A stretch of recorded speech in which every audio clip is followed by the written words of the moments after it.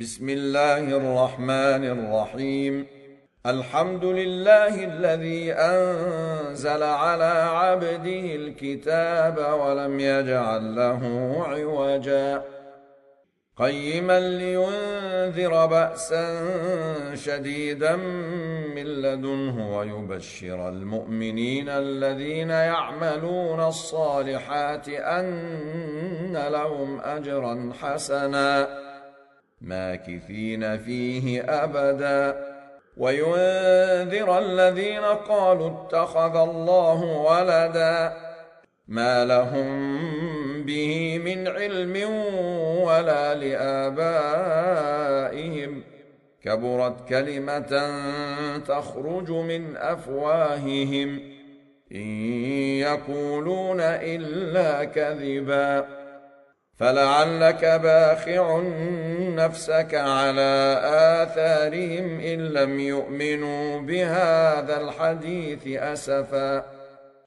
إنا جعلنا ما على الأرض زينة لها لنبلوهم أيهم أحسن عملا وإنا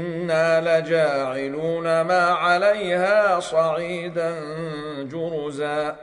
أم حسبت أن أصحاب الكهف والرقيم كانوا من آياتنا عجبا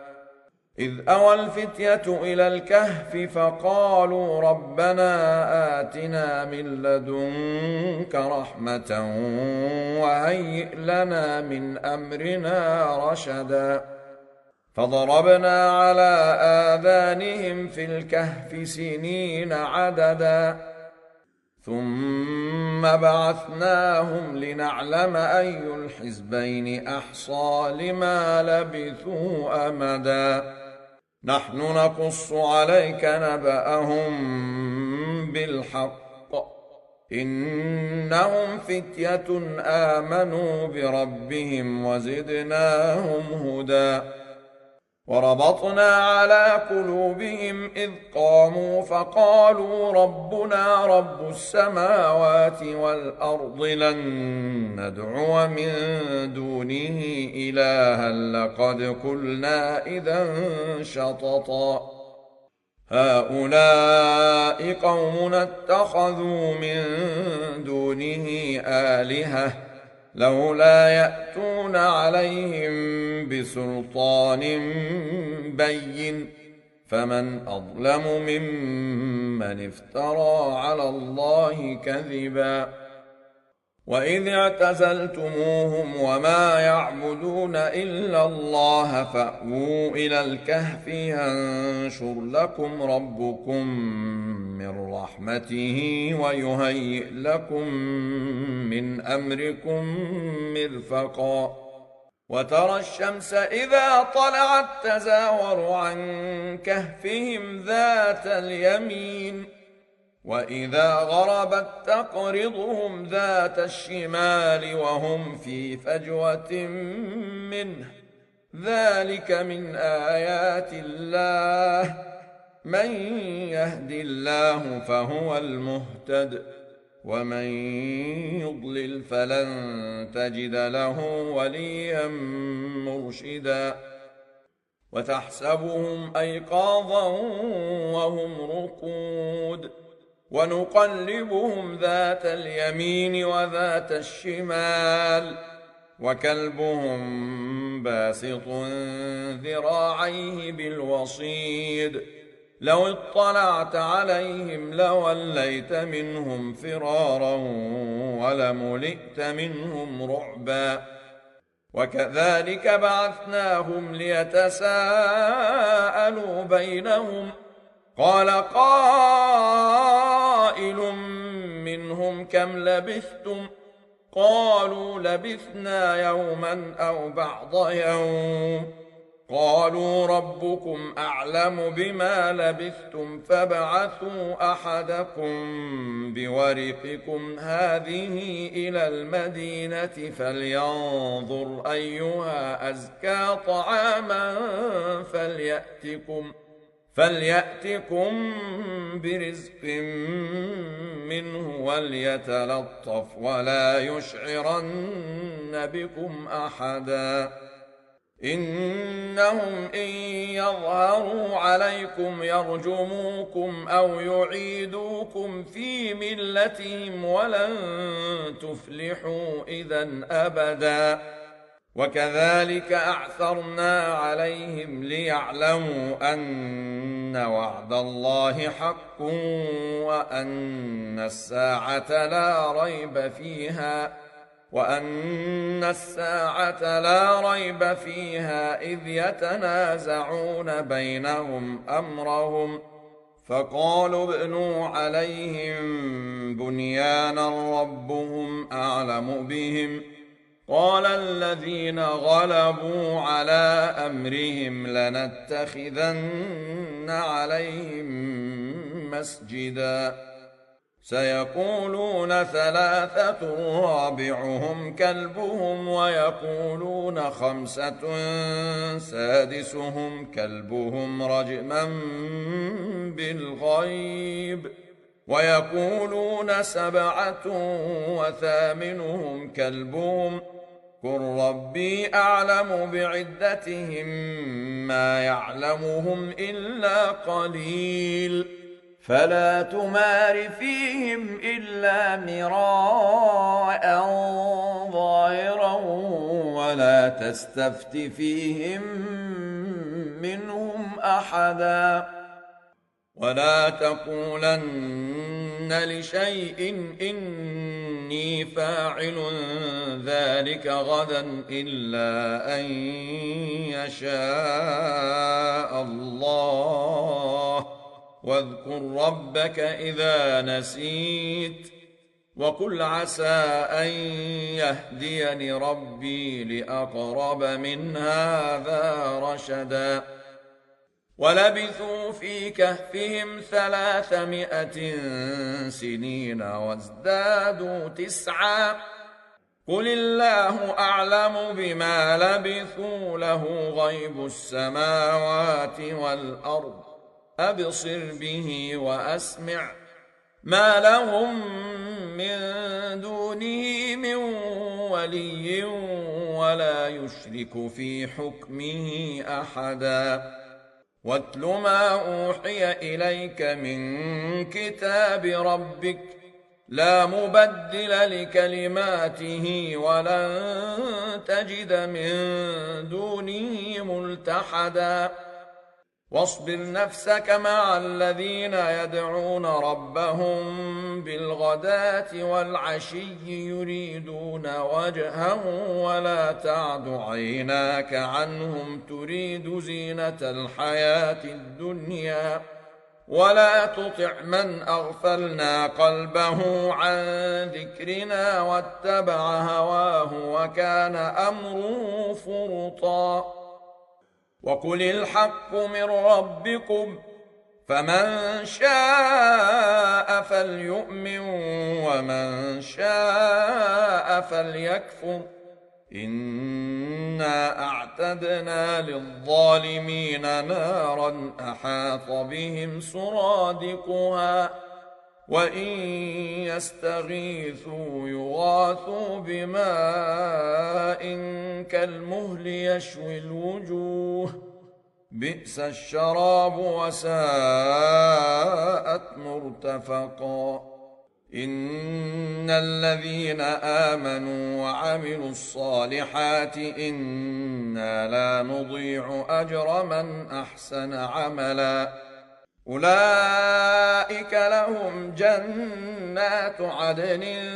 تجري من تحتهم الأنهار يحلون فيها من أساور من ذهب ويلبسون ثيابا خضرا من سندس واستبرق متكئين فيها على الأرائك نعم الثواب وحسنت مرتفقا واضرب لهم مثل الرجلين جعلنا لأحدهما جنتين من أعناب وحففناهما بنخل وجعلنا بينهما زرعا كلتا الجنتين آتت أكلها ولم تظلم منه شيئا وفجرنا خلالهما نهرا وكان له ثمر فقال لصاحبه وهو يحاوره أنا أكثر منك مالا وأعز نفرا ودخل جنته وهو ظالم لنفسه قال ما أظن أن تبيد هذه أبدا وما أظن الساعة قائمة ولئن رددت إلى ربي لأجدن خيرا منها منقلبا قال له صاحبه وهو يحاوره أكفرت بالذي خلقك من تراب ثم من نطفة ثم سواك رجلا لكن هو الله ربي ولا أشرك بربي أحدا ولولا إذ دخلت جنتك قلت ما شاء الله لا قوة إلا بالله إن ترني أنا أقل منك مالا وولدا فعسى ربي أن يؤتيني خيرا من جنتك ويرسل عليها حسبانا من السماء فتصبح صعيدا زلقا أو يصبح ماؤها غورا فلن تستطيع له طلبا وأحيط بثمره فأصبح يقلب كفيه على ما أنفق فيها وهي خاوية على عروشها ويقول يا ليتني لم أشرك بربي أحدا ولم تكن له فئة ينصرونه من دون الله وما كان منتصرا هنالك الولاية لله الحق هو خير ثوابا وخير عقبا واضرب لهم مثل الحياة الدنيا كماء إن أنزلناه من السماء فاختلط به نبات الأرض فأصبح هشيما تذروه الرياح وكان الله على كل شيء مقتدرا المال والبنون زينة الحياة الدنيا والباقيات الصالحات خير عند ربك ثوابا وخير أملا ويوم نسير الجبال وترى الأرض بارزة وحشرناهم فلم نغادر منهم أحدا وعرضوا على ربك صفا لقد جئتمونا كما خلقناكم أول مرة بل زعمتم أن لن نجعل لكم موعدا ووضع الكتاب فترى المجرمين مشفقين مما فيه ويقولون يا ويلتنا ما لهذا الكتاب لا يغادر صغيرة ولا كبيرة إلا أحصاها ووجدوا ما عملوا حاضرا ولا يظلم ربك أحدا وإذ قلنا للملائكة اسجدوا لآدم فسجدوا إلا إبليس كان من الجن ففسق عن أمر ربه أفتتخذونه وذريته أولياء من دوني وهم لكم عدو بئس للظالمين بدلا ما أشهدتهم خلق السماوات والأرض ولا خلق أنفسهم وما كنت متخذ المضلين عضدا ويوم يقول نادوا شركائي الذين زعمتم فدعوهم فلم يستجيبوا لهم وجعلنا بينهم موبقا ورأى المجرمون النار فظنوا أنهم مواقعوها ولم يجدوا عنها مصرفا ولقد صرفنا في هذا القرآن للناس من كل مثل وكان الإنسان أكثر شيء جدلا وما منع الناس أن يؤمنوا إذ جاءهم الهدى ويستغفروا ربهم إلا أن تأتيهم سنة الأولين أو يأتيهم العذاب قبلا وما نرسل المرسلين إلا مبشرين ومنذرين ويجادل الذين كفروا بالباطل ليدحضوا به الحق واتخذوا آياتي وما أنذروا هزوا ومن أظلم ممن ذكر بآيات ربه فأعرض عنها ونسي ما قدمت يداه إنا جعلنا على قلوبهم أكنة أن يفقهوه وفي آذانهم وقرا وإن تدعهم إلى الهدى فلن يهتدوا إذا أبدا وربك الغفور ذو الرحمة لو يؤاخذهم بما كسبوا لعجل لهم العذاب بل لهم موعد لن يجدوا من دونه موئلا وتلك القرى أهلكناهم لما ظلموا وجعلنا لمهلكهم موعدا وإذ قال موسى لفتاه لا أبرح حتى أبلغ مجمع البحرين أو أمضي حقبا فلما بلغا مجمع بينهما نسيا حوتهما فاتخذ سبيله في البحر سربا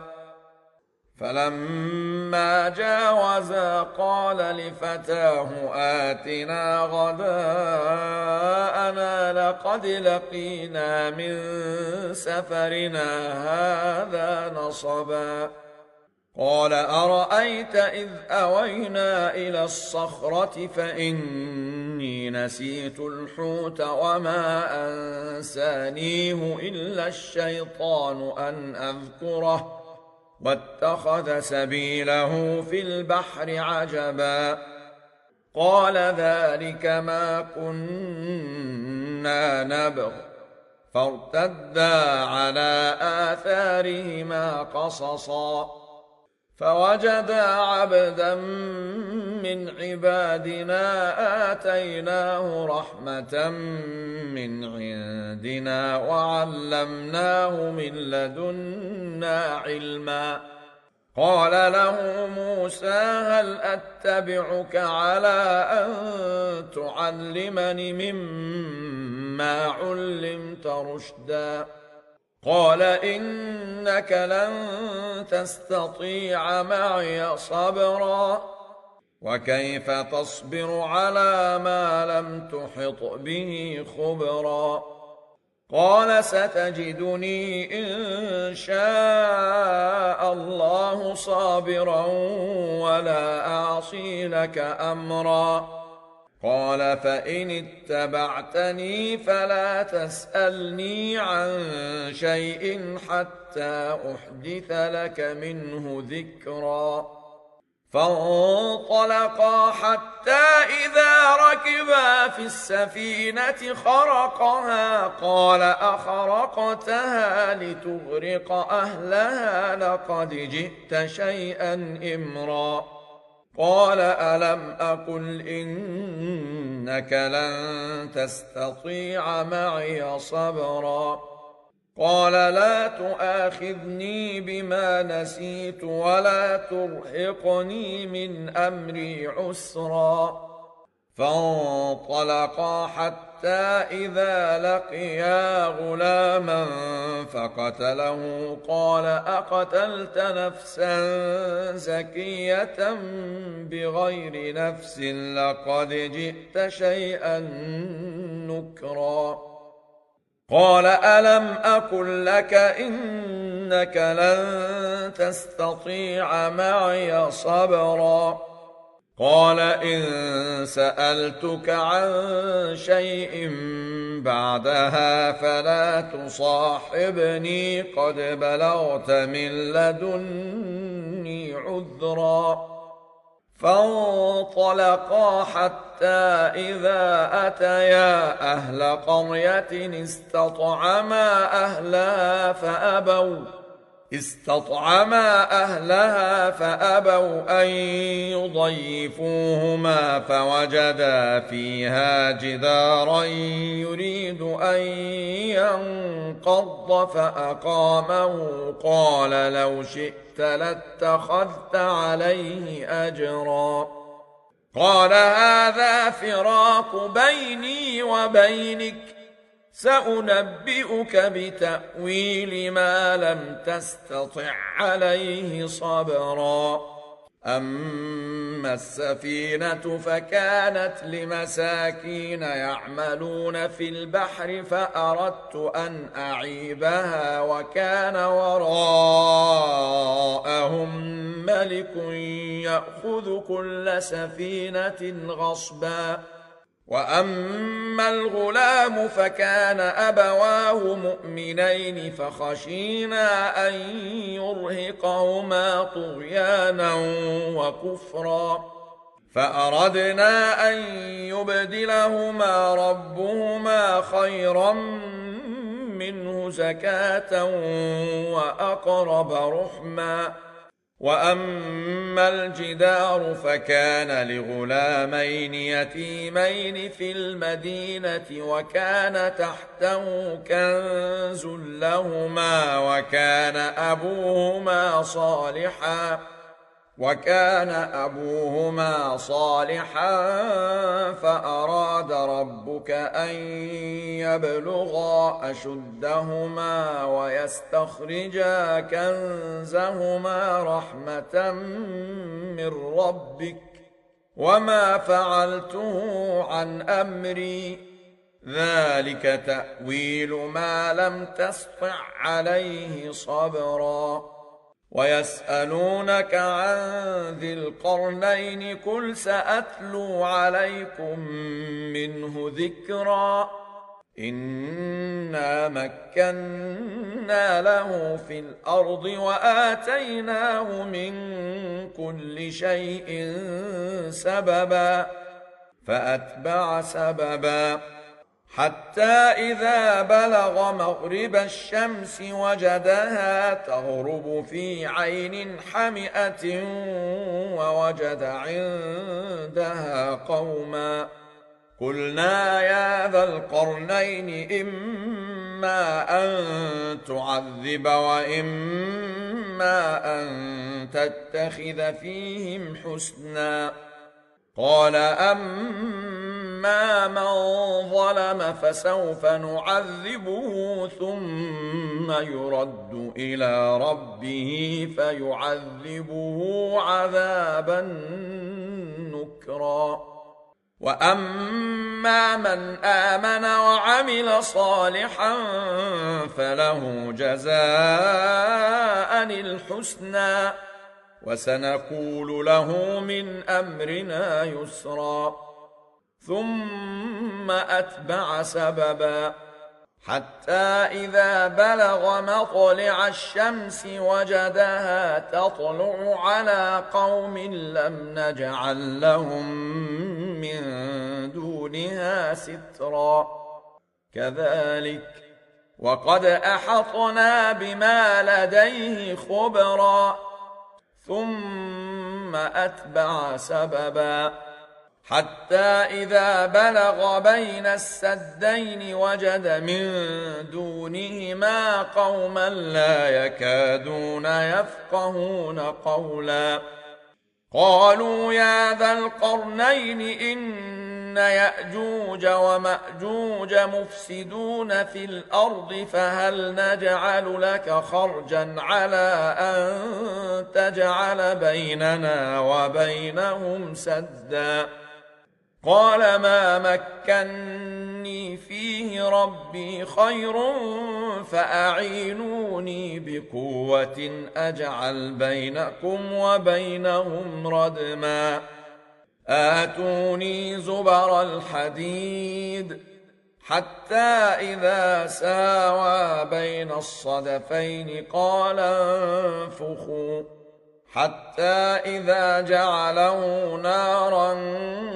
قال آتوني أفرغ عليه قطرا. فما استطاعوا أن يظهروه وما استطاعوا له نقبا. قال هذا رحمة من ربي فإذا جاء وعد ربي جعله دكا وكان وعد ربي حقا. وتركنا بعضهم يومئذ يموج في بعض ونفخ في الصور فجمعناهم جمعا. وعرضنا جهنم يومئذ للكافرين عرضا. الذين كانت أعينهم في غطاء عن ذكري وكانوا لا يستطيعون سمعا. أفحسب الذين كفروا أن يتخذوا عبادي من دوني أولياء إنا أعتدنا جهنم للكافرين نزلا. قل هل ننبئكم بالأخسرين أعمالا الذين ضل سعيهم في الحياة الدنيا وهم يحسبون أنهم يحسنون صنعا. أولئك الذين كفروا بآيات ربهم ولقائه فحبطت أعمالهم فلا نقيم لهم يوم القيامة وزنا. ذلك جزاؤهم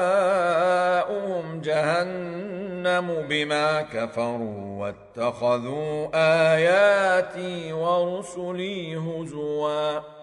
إن الذين آمنوا وعملوا الصالحات كانت لهم جنات الفردوس نزلا خالدين فيها لا يبغون عنها حولا. قل لو كان البحر مدادا لكلمات ربي لنفد البحر قبل أن تنفد كلمات ربي ولو جئنا بمثله مددا. قل إنما أنا بشر مثلكم يوحى إلي أنما إلهكم إله واحد فمن كان يرجو لقاء ربه فليعمل عملا صالحا ولا يشرك بعبادة ربه أحدا.